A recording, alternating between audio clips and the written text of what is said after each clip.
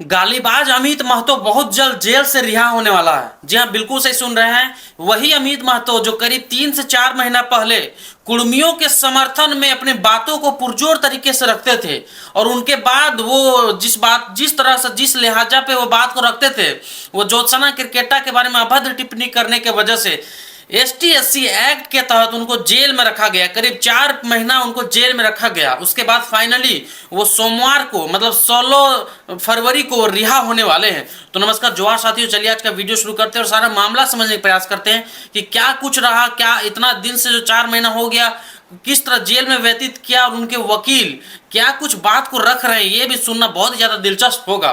तो आपको बता दें, आपको 16 फरवरी को मतलब सोमवार को अमित महतो जेल से रिहा होने वाले हैं। इसकी पुष्टि उन्हीं के वकील जो है वो कर रहे हैं।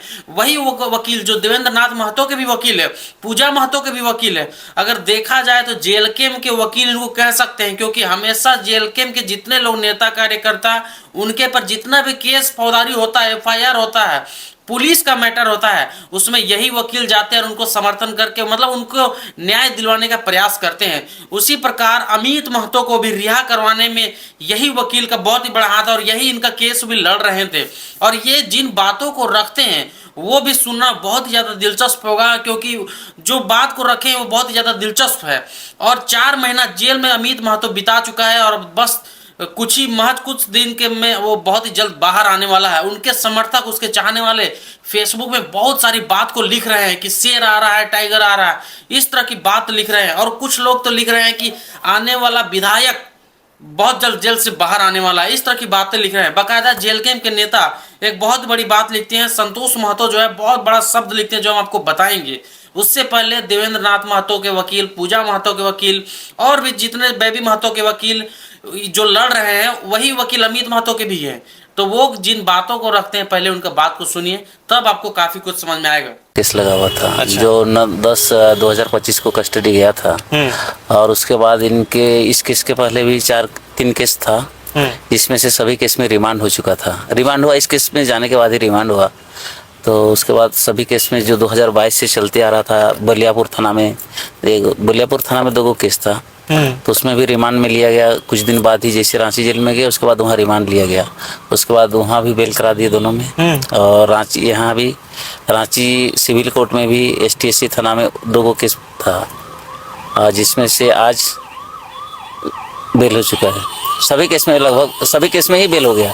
मतलब बेल हो गया, तब अमित महतो जेल से बाहर होंगे। हाँ, सोमवार को निकल जाएंगे। मतलब ये बड़ी खबर है, सोमवार को अमित महतो बाहर हो रहे हैं। लोग कह रहे थे ना कि इसका जो है मामला बहुत बड़ा है, सिविल कोर्ट से ही हुआ कि हाई कोर्ट तक पहुंचा इसका मामला? सिविल कोर्ट से ही सभी केस का बेल ग्रांट हुआ। सभी मतलब जितना केस था उसका सब में वहीं से ग्रांट हो गया। हाँ। मतलब सोमवार को बाहर आ रहे हैं। हाँ, एकदम आ जाएंगे। तो लोग कह रहे थे ना कि गालीबाज है, इसको काहे बाहर निकाल रहे हैं? देखिए, केस तो बहुत, हर चीज़ का कोई तो अपराध होता ही है, तो निकलना ये तो ट्रायल का चीज़ है। क्या गाली दिया, क्या नहीं दिया, ये तो डायरेक्ट तो गाली दिया नहीं था। फेसबुक के माध्यम से जो भी हुआ था वो तो ट्रायल का मामला है। क्यों दिया था, नहीं दिया था, इस पर विचार ट्रायल में होगा। अभी हमने बेल लिया है, बेल के बाद ट्रायल में देखेंगे कि क्या था, क्या नहीं था। इस पर हम चर्चा नहीं करेंगे। क्या इसको कॉन्ट्रैक्टेड फंसाया गया था कि क्या किया गया था, ट्रायल की बात होगी।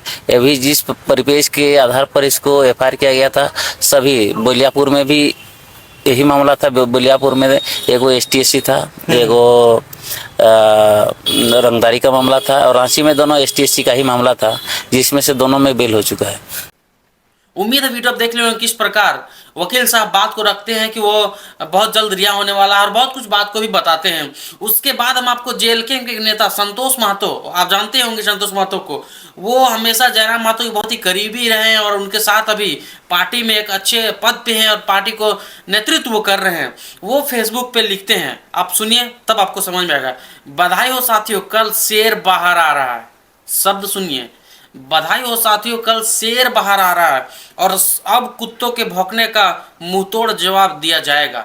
अब शेर ये अमित महतो को कह तो रहे हैं, लेकिन कुत्ता का जो शब्द किया है ये किनको कह रहे हैं, ये आप बताइएगा। और एक चीज कहना चाहेंगे, आपको पता है कि इस प्रकार जब कोर्ट के सामने संतोष महतो पहुंचते हैं अमित महतो के समर्थन में, तो ज्योत्सना क्रिकेटा बोलती है कि यही बोलते थे कि अमित महतो गाली गलौज करता है, उसके बारे में ये बोल रहे थे कि उसको पकड़वाने में हम मदद करेंगे, लेकिन आज संतोष महतो खुद उनको समर्थन कर रहे हैं। इसे ज्योत्सना क्रिकेटा कह रही थी। और फाइनली अब देखने को मिल रहा है कि SC/ST एक्ट के तहत उनको जेल में रखा गया था, उसके बाद फाइनली 4 महीने के बाद वो रिहा हो रहे हैं। और ये देखना बहुत ही ज़्यादा दिलचस्प होगा कि जिस टाइम वो रिहा होंगे वहाँ पे किस तरह का माहौल बनता है और वहाँ पे कितना भीड़ इकट्ठा होता है उनको समर्थन करने के लिए। फेसबुक में, सोशल मीडिया में ये देखने को मिल रहा है कि पुरजोर तरीके से उनको समर्थन किया जा रहा है। लेकिन ये भी देखना बहुत ही ज़्यादा दिलचस्प होगा कि सोमवार का दिन रांची कोर्ट में किस तरह का माहौल बनेगा।